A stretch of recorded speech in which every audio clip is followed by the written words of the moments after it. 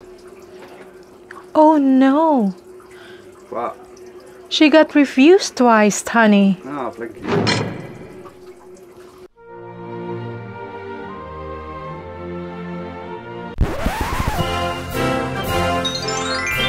Hi guys! Hello!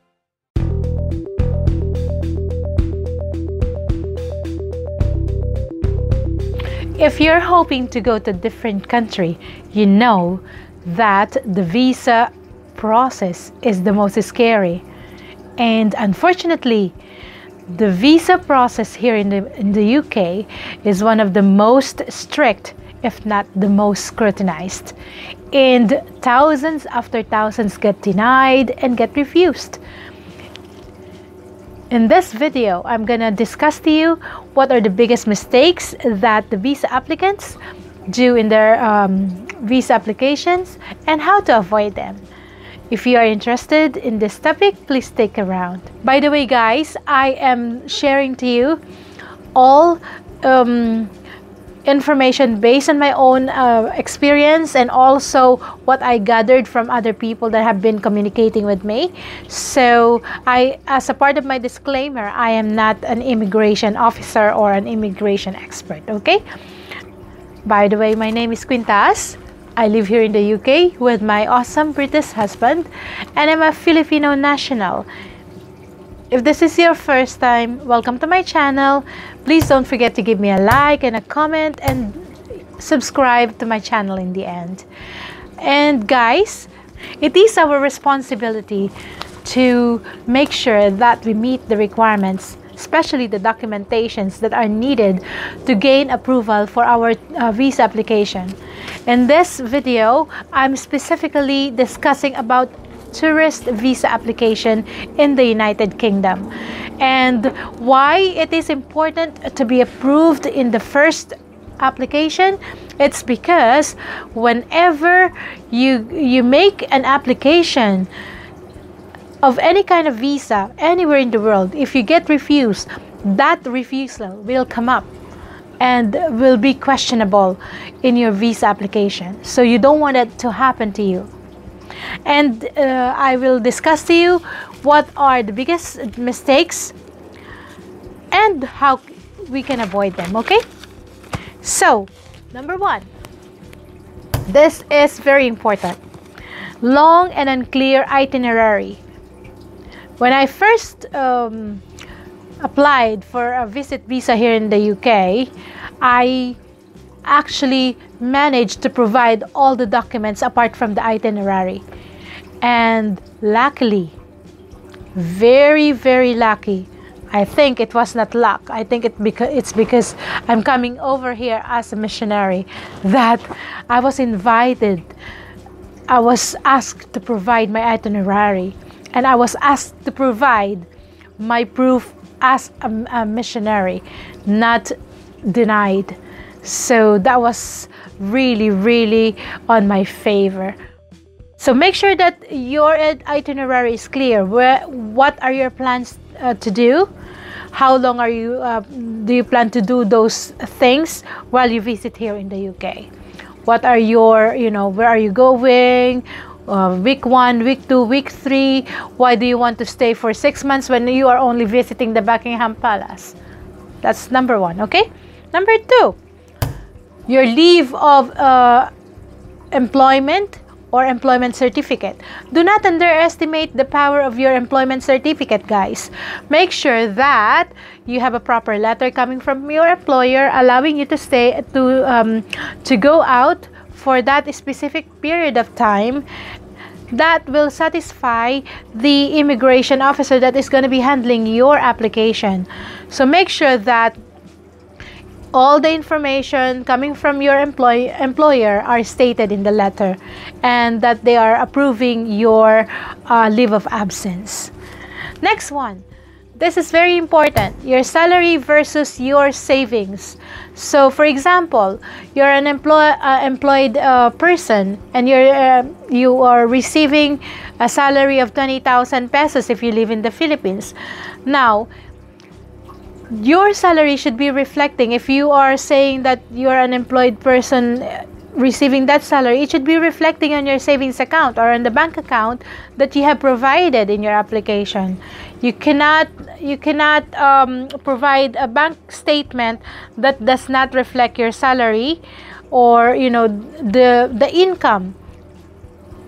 If you are also having your business, it does not reflect your income in your savings account. So that's very important.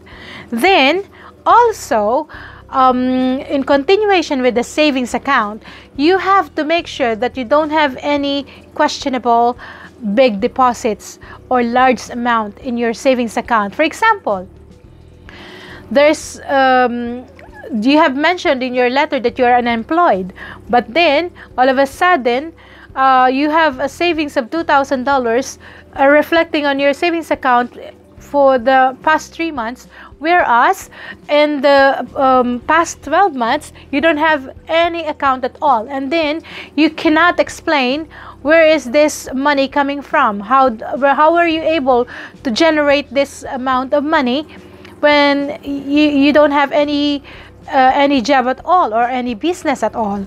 So that is really questionable. It's just basic common sense. How will you approve that kind of proof or evidence? Next one is zero balance or exhausted bank accounts.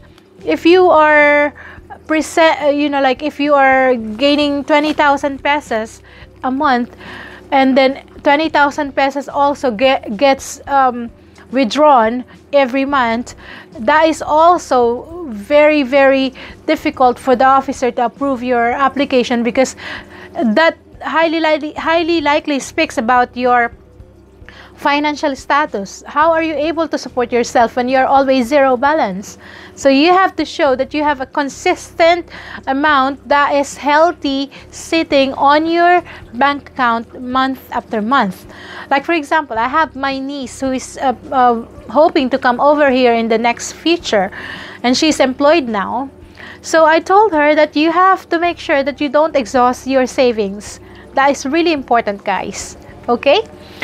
Next one, your travel history. So just to share with you, before I first came over here in the UK, I have already visited different countries.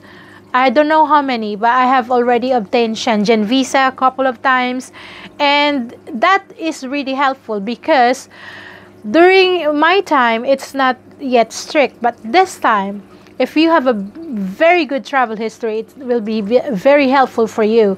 For example, if you cannot afford to go straight away in Europe, why not go to closer countries? For example, if you are coming from the Philippines, why not visit Hong Kong, Singapore, Malaysia, Thailand, Japan? Build a very good travel history. This will show that you are able to follow immigration rules that are provided provided on your visa during your previous travels. So this is very important. Next one, biggest mistake that can make or break you is not providing a proper cover letter. Guys, a cover letter is where you write in detail everything that has in relation with your application. For example, if you are visiting a fiancé, how did you meet? Where did you meet? Your storytelling is important. So luckily on my end, I'm very good in writing and I'm very good in storytelling, so I'm able to provide really good stories in my cover letter, and it should be detailed. Whatever questions that the person handling your case will have in his mind should be ready and available in your cover letter. So make sure that you provide all the information about yourself and about your sponsor. Okay? Next one, documentation from your sponsors. This is the invitation, the proof of address, and the proof of savings. So you have to make sure that the invitation states also the intention of your sponsor, to make sure that he will be there for you and he will support you during your visit, and also that the house that he is living in or they are living in is able to accommodate additional person, because the UK government is very strict in what you call that. People are gonna be overcrowding, no, honey? Yeah. Yeah, overcrowding. They don't want overcrowding in any houses. So make sure that this, my sponsor, my husband, and the church that first invited me always provided the documentations, even photos of where I'm gonna stay. So that is really important. Next one is evidences, like not able to provide evidences of relationship to the sponsor. For example, in pictures, what other emails. I think I provided our emails and our chats before, no, honey? And our pictures when I visited here, because I visited here, we were not yet a couple. When I visited here, when we were already dating, I was able to provide pictures that we were together, we were dating, you know. So those kind of things, you have to provide every material that will support your application. This is the biggest mistake, and most people do not do this. Discussing your previous refusal. So I have been refused also of a visit visa, guys. I think it's because the savings account of my parents-in-law, they sent me 2 savings account, and the officer, I think he wasn't able to tally that they are 2 different accounts because of the names. I think there was a confusion there. But if you are refused, you have to mention your previous refusal, and you have to mention why. Actually, when I was refused, I used that refusal to support my reapplication. I said that this has been said in my refusal, when in fact I have provided these documents and they were actually right documents. So it was actually approved right away. So the officer will say you did not disclose your application. It's like you're hiding something. So you have to discuss that. Another mistake is not providing the strong ties, and this is the most important, guys. The strong ties, the reason that will satisfy the caseworker whether you are intending to return to your country of origin after your visit. So for example, of strong ties are, do you have a property in your name? Do you have children? Do you have employment? Or if you're a student, do you have your studies to go back to? What are those things that will make you return? Those should be, if you have at least 2 or more, that is really important, guys, because nowadays these are the biggest reason of denial or refusals of visa. So there you go, guys. I hope that I was able to help you. Don't forget, guys, that although it is strict, if you meet the requirements, I can tell you that you can visit the United Kingdom or any part of the world if you meet the requirements. And make sure that you don't do it in a hurry. Review your documentations. Make sure that you are reading it properly. If you want any help coming from me, just email me. I have been responding to a lot of emails, and I have been helping people to write cover letters. I have actually been like in touch with a couple of peoples right now, and I don't mind as long as you are not like gonna rush me over this and over that. I am actually not asking anything in return. Just support my channel, just subscribe and share my channel to your families and friends. That would be more than enough. So if you have any questions about visa or anything, please let me know. And if you have any other topics that you think that I've missed in this and you wanted to clarify with me, please let me know. I'll be more than happy to get back to you.